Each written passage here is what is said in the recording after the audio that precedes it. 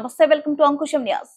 YS Jagan mark లేకుండా TDP వాళ్ళు పరిపాలన చేయలేరు. టీడీపీ వాళ్ళు పెన్షన్ల పంపిణీ చేసింది కూడా జగన్ తీసుకొచ్చిన సచివాలయ వ్యవస్థ ద్వారానే. టీజేఆర్ సుధాకర్ బాబు మాజీ ఎమ్మెల్యే. అలాగే వాలంటరీ వ్యవస్థని అమలుపరిచి 5,000 కాదు 10,000 ఇస్తామన్నారు. ఇప్పుడేమో వాలంటీర్లను పక్కన పెట్టేసి సచివాలయ సిబ్బందితో నిన్న 1వ తారీఖు నాడు డిస్ట్రిబ్యూషన్ చేశామంటున్నారు. మళ్ళీ ఇక్కడ మేము జగన్మోహన్ రెడ్డి గారిని చంద్రబాబు నాయుడు గారు వదిలి వెళ్లటం లేదు. ఎలాగంటే జగన్మోహన్ రెడ్డి గారు స్థాపించిన సచివాలయ వ్యవస్థ ద్వారానే డిస్ట్రిబ్యూషన్ సిస్టమ్ జరిగిందని చెప్పి మనం చేస్తున్నాం. వాలంటీర్లు లేకపోతే చేయలేమా? వాలంటీర్ల ద్వారానే చేయగలుగుతారా? వాలంటీర్లే వెన్నెముక అని మీరు అన్నారు కదా, ఈ రోజు మేము చేసి చూపించాం కదా అంటున్నారు.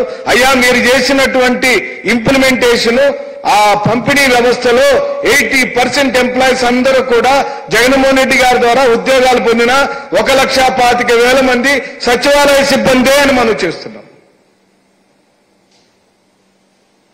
అంటే జగన్మోహన్ రెడ్డి గారు మంచి పనులను తీసివేసి ఒక్కడుగు కూడా మీరు ముందు వేయటానికి ఎక్కడ ఏం